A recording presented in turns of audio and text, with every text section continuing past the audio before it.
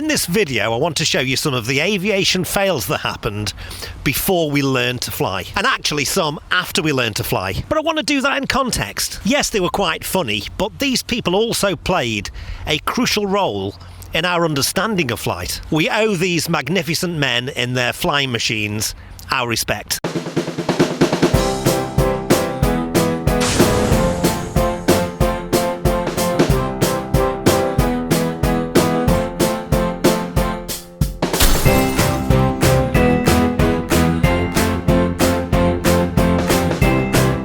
On the 17th of December 1903, humanity finally learned how to fly, thanks to Orville and Wilbur Wright, the Wright brothers. It would be over a decade later that the world would finally wake up to their achievements. And even as late as the 1930s, people were still wrangling over who made the first flight. The Paris edition of the New York Herald on the 6th of February 1906 said, "The Wrights have flown or they have not flown. They possess a machine or they do not possess one. They are in fact either flyers or liars. It is difficult to fly. It's easy to say we have flown."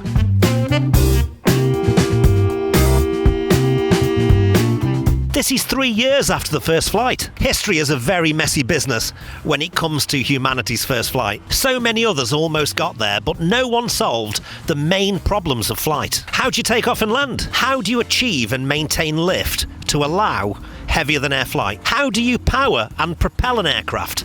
And how do you control it? You need answers for all of these questions to achieve powered, controlled, heavier than air flight. Many of the pretenders to their crown solved none of these things, but that didn't stop them from trying. The Wright brothers had the answers, along with maybe one other person. We'll get to him in a moment. Towards the end of the 19th century, people could feel that flight was just about to happen. They could taste it. Getting us into the air was the dot-com bubble of the day. Seemingly everyone was getting involved, but to the common person, we weren't getting anywhere. I think they were getting impatient. The people of the day wanted flying machines so they could hang out in the clouds. But it just wasn't working out that way. We were making flight look arduous and difficult. Flying was meant to be a pleasure. Swinging past your local cafe for a glass of claret should have been the least of your troubles and the highlight of your day. People envisioned lazy afternoons high up in the clouds. They wanted flight to arrive and for it to deliver all of the joys in life that they were expecting. The reality, though, was much different, as I will now demonstrate in my first batch of aviation anomalies. Many of these clips were ironically shot after 1903. Yes, well after we learned how to fly, people were still trying to invent it. Communication wasn't great. The word just hadn't got out. Even after we'd achieved the success of the first flight, we just decided to keep on failing.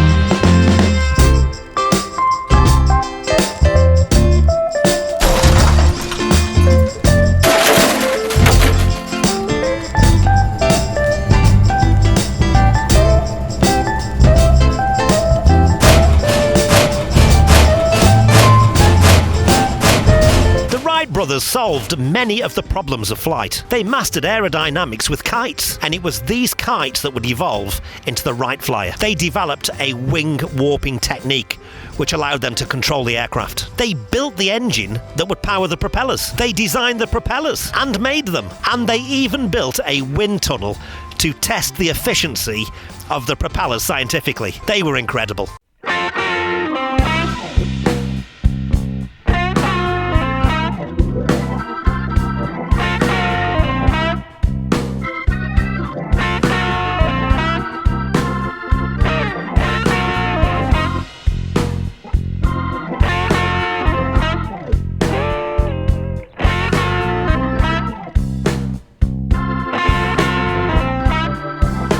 They were skilled engineers, and everything they knew about engineering went into their flight endeavours. It's often been said that they were chancers who just got lucky, but that's not true. They knew exactly what they were doing, and they were driven to become the first to fly. The Wright brothers got it right, but there were a lot of people before them that got it wrong. God love them. They were brave men and women who had a go and showed the world how not to do it.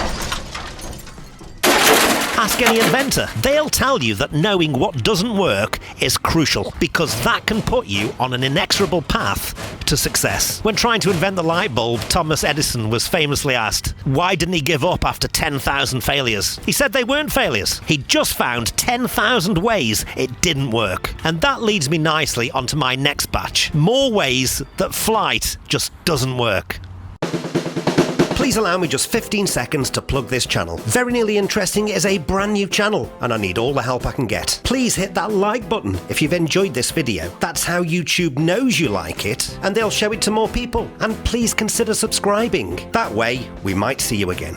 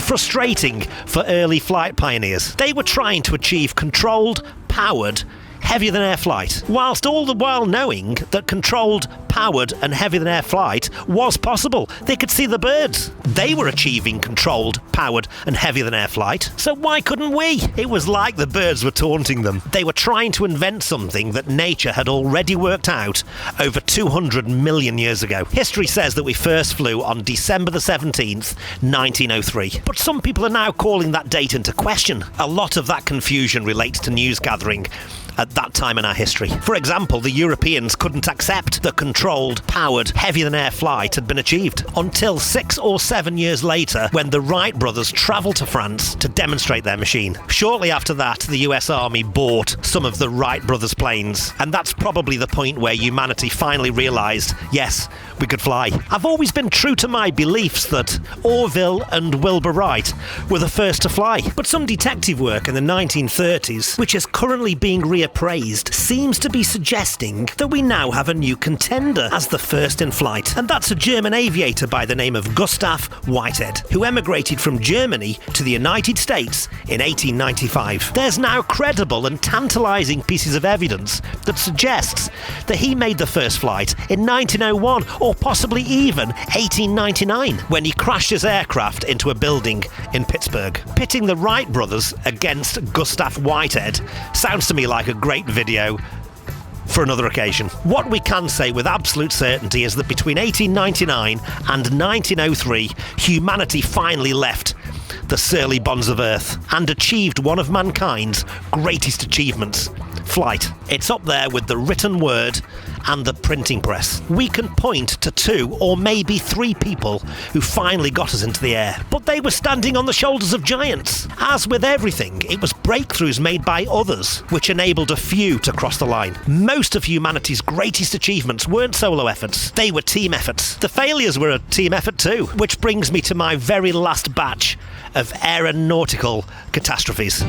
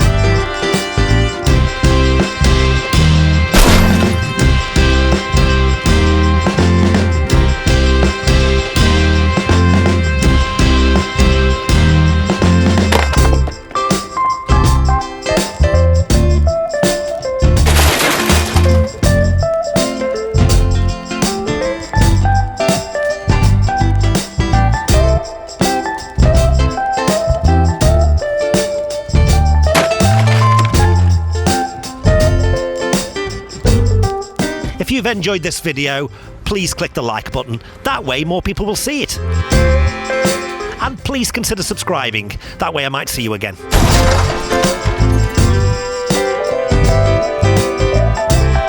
And please have a look at some of the other content on the channel. There's lots of interesting things on there. Well, very nearly interesting.